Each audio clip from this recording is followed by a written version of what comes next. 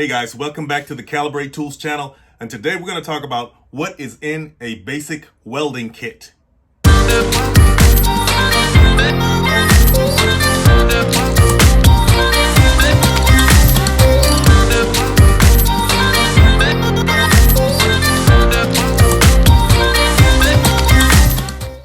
Okay guys, so this is a basic welding kit, or more specifically, a helmet and accessory kit from Lincoln Electric. So let's dive in and see what we have here. So the first item we want to talk about is the helmet. All right. Of course, that's the one that stands out the most and we should know about the most, right?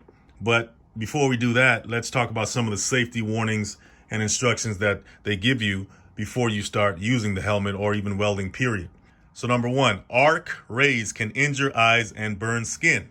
So it says before welding, always inspect the helmet and filter lens to be sure they are fitted properly, in good condition, and not damaged. So let's look at our helmet, okay? It's pretty much out of the box, so it's not going to be damaged unless it comes from the factory that way. So, just in case, always inspect whether it's new or whether it's, been used a whole lot. Always inspect it on a regular basis, right? So we got to make sure that the lenses are fitted properly. We see that this front lens here looks fine to me. And the filter inside, we'll look at that in a second. But from this angle, it looks pretty good to me as well. Check to see that the clear lens is clean and securely attached to the helmet. So yeah, we looked at that already. It looks, clean enough, and it is securely attached to the helmet. There's nothing, loose or any openings or any spaces that I can see from here. Always wear safety glasses or goggles. We got those right here under the welding helmet, and protective clothing to protect your skin from radiation, burns, and spatter. So, you got to wear these even while you're wearing this. In other words, wear these under the helmet, okay? So that's what it's telling you to do. Ensure that optical radiation from other welders' arcs in the immediate area does not enter in from behind the helmet and auto darkening filter.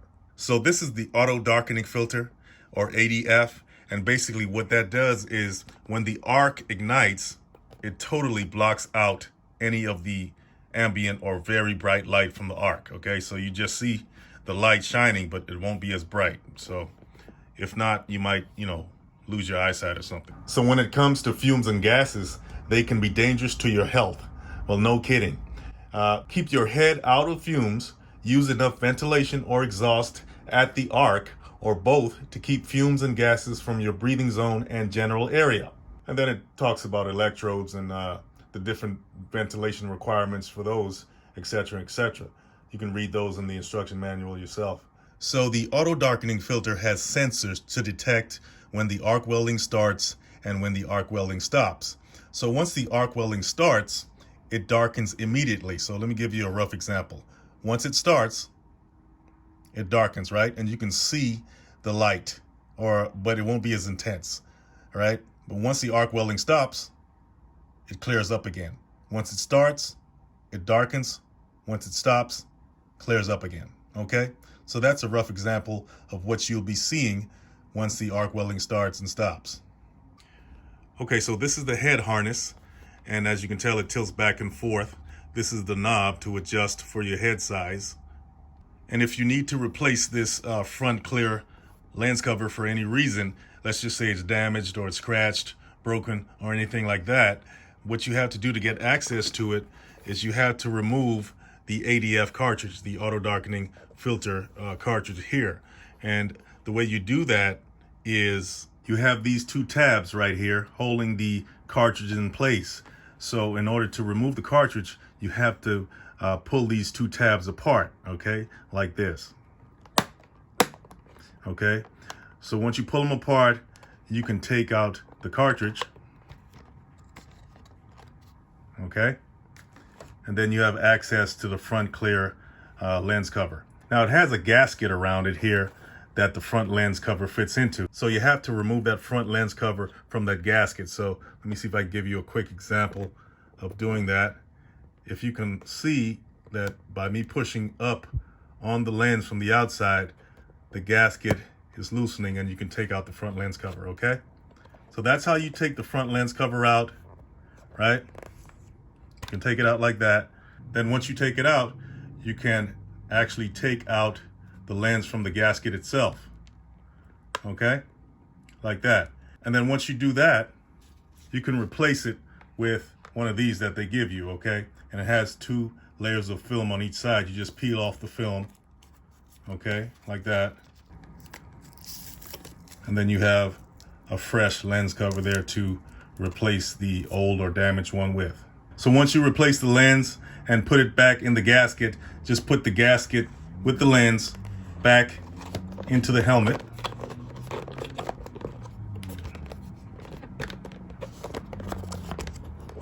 Make sure you push it down on each side so it's, you know, flush with the outside.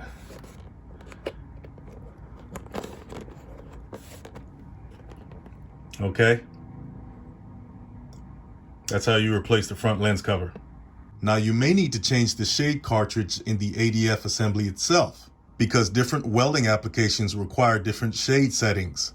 These settings are designated as numbers like 10 through 12 or 6 through 8. For example, if you're doing shielded metal arc welding, the suggested shade number is 10, 12, or 14.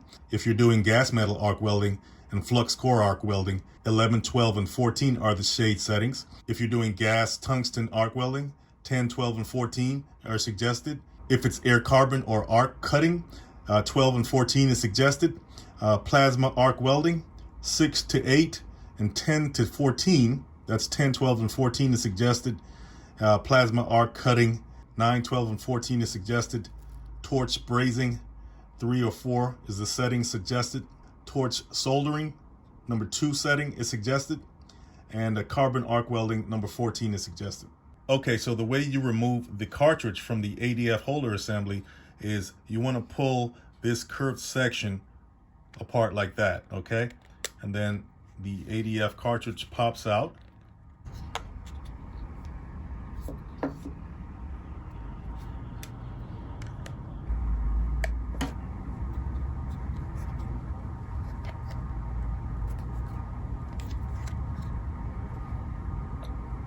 So once you take the cartridge out, you can replace it with the appropriate cartridge depending on the welding application that you're engaging in. You put it back in the holder assembly the same way you took it out.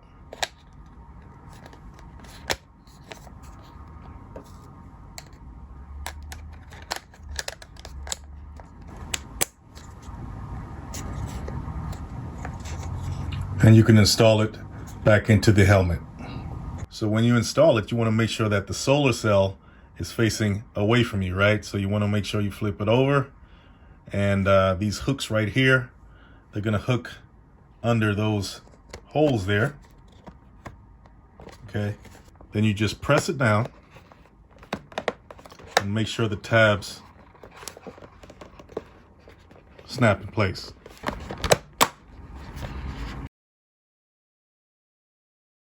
Okay guys, one more thing to mention about the helmet, and you probably picked up on it already, is that the ADF sensors, the ADF cartridge itself with the sensors and all of that, is powered by solar energy. That's why you have the solar cells on top right here, okay? So you always want to test to make sure that the cartridge is charged, right? So you can leave it out in the sunlight to charge up if you need to.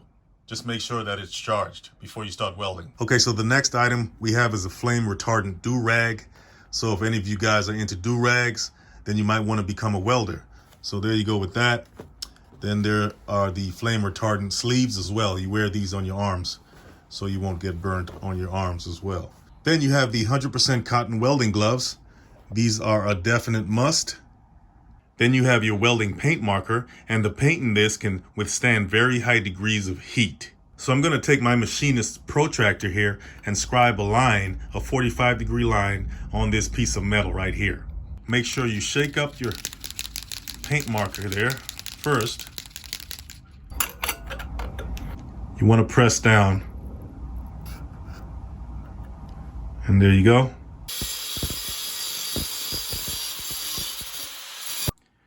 Okay, so next up we have our welding magnet, and this allows us to hold our materials, like these metal rods, at different angles, okay? About 3 angles you can achieve with this magnet.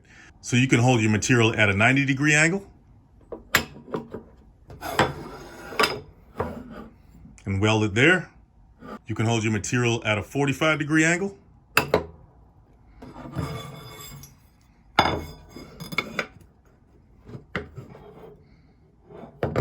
That's a 45-degree angle, or you can weld it at a 135-degree angle. Okay, so next up we have the coiled spring handle chipping hammer.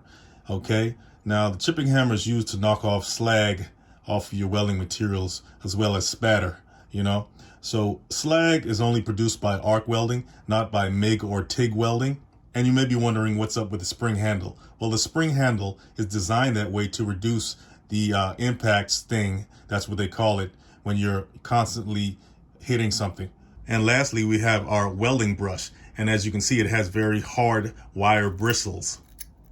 Okay, and this is used to clean the material, to scrub away slag, rust, and other base materials. Okay guys, let me know in the comments if you learned something today. And just go ahead and hit that subscribe button. You know you want to. I'll see you guys in the next one.